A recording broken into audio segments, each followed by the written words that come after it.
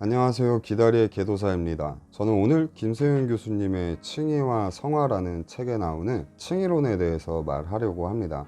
이 책의 서러운 부분에 칭의의 흐름을 정리한 부분이 있어서 그 부분을 김세윤 교수님의 다른 책과 강의들을 참고하여 리뷰해 보겠습니다. 우리가 잘 알고 있듯이 개신교는 가톨릭에서 분리되어 나왔습니다. 1517년 마르틴 루터의 종교개혁으로 잘 알려져 있는데요. 이처럼 16세기에 일어난 종교개혁은 루터가 바울 서신에서 칭의론을 새롭게 재발견하면서 이루어졌다고 할 수 있어요.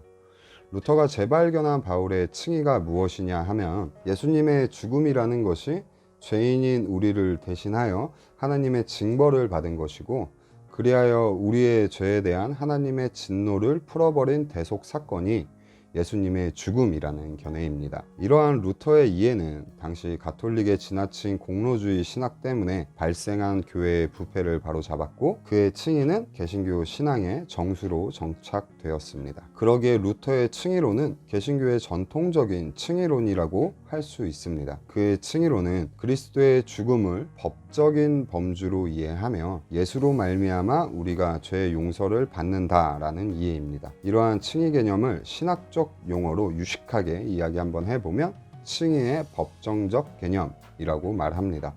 예수님의 죽음으로 인해 우리가 하나님으로부터 의인이라 칭함을 이미 받았고 최종 심판 때에 의롭게 선언된다는 견해입니다. 그리고 19세기까지 이런 칭의론을 바울과 신약 전체 복음의 핵심이라고 생각했습니다. 하지만 19세기 말부터 전통적 칭의론은 도전을 받게 됩니다. 브레데와 슈바이처라는 학자들은 루터식의 칭의론이 바울의 세 가지 서신, 그러니까 로마서, 갈라디아서, 그리고 빌립보서의 일부 구절에서만 나오는 개념이고 다른 서신들에서는 등장하지 않는다고 비판했습니다.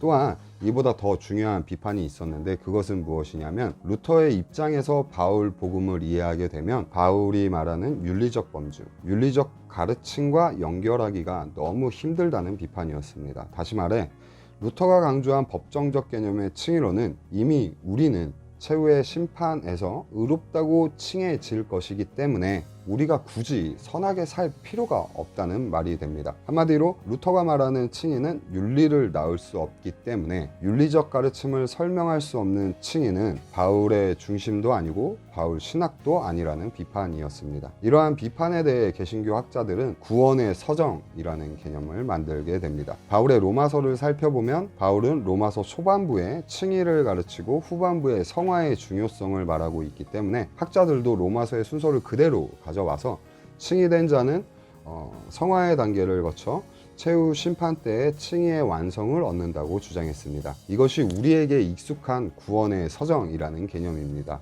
김세현 박사는 개신교 학자들이 전통적 칭의에서 윤리가 없는 부분을 비판받자 성화를 이야기함으로써 그들의 비판을 변호했다고 이 책에서 말합니다. 그런데 19세기 말에 등장한 종교 사학파들은 전통적인 법정적 범주로 설명하는 칭의론과는 본질적으로 다른 범주의 칭의론을 주장하게 됩니다. 그것은 그리스도와의 연합이라는 신비적 범주의 칭의입니다. 신비주의 개념의 칭의는 그리스도와 함께 죽고 부활하는 거룩하고 신비한 연합을 의미합니다. 그러면서 그들은 바울 서신에서 나타나는 법정적 개념의 칭의로는 바울이 이방 선교 활동에서 논쟁을 벌였는데 유대계 그리스도인들과의 싸움에서 만들어진 그들과의 논쟁에서 만들어진 논쟁용 교리에 불과하며 바울에게 있어서 가장 중심적인 개념은 신비주의적 범주였다고 주장했습니다. 이들이 주장한 그리스도와의 연합은 신학적 용어로 칭의의 관계적 개념이라고 말합니다.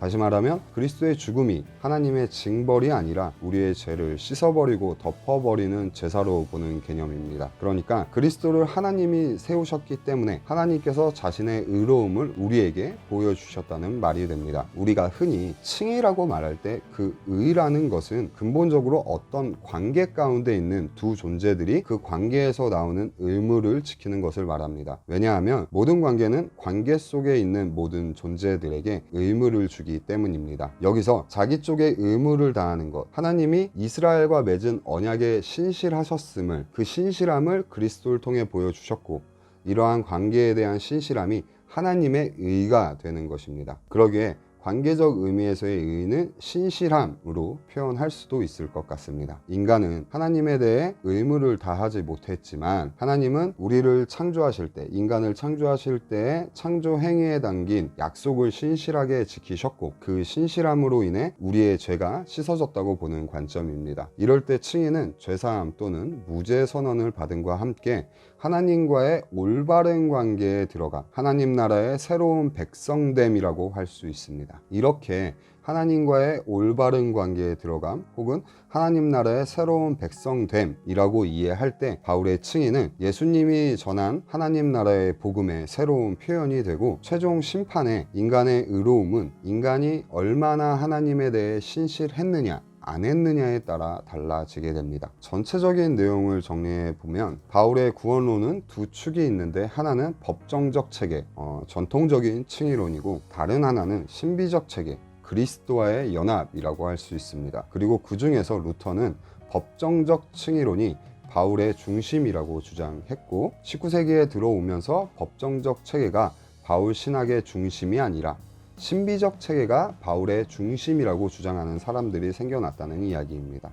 여기서 오해하지 말아야 할 것은 우리가 법정적 개념의 칭의와 신비주의적 연합의 칭의 둘 중에 하나를 선택하는 것이 아니라 이 두 개념이 전부 성경에 나오는 이야기들이고 우리는 이것들을 다 받아들여야 한다는 말입니다. 아무래도 김세훈 교수는 한국 교회가 부패한 이유를 칭의론의 왜곡에 있다고 본 것 같습니다. 잘못된 칭의론이 교회 안에 팽배해져서 엉뚱한 신자들이 양산되었다는 이야기입니다. 한국 교회는 칭의의 두 개념, 즉 법정적 개념과 신비적 개념 중에 루터가 강조한 칭의의 법정적 개념만 받아들였기 때문에 부패하게 되었다고 판단한 것 같습니다. 이러한 김세훈 교수의 주장은 어쩔 수 없이 조직신학 교수님들에게 비판을 받게 됩니다. 칭의론이라는 개념 자체가 성서신학보다는 조직신학의 분과이기 때문입니다. 다음 영상에서는 김세훈 교수가 말하는 전통적 칭의론에 대한 유대교의 도전과 세 관점의 등장에 대해 간략하게 다룬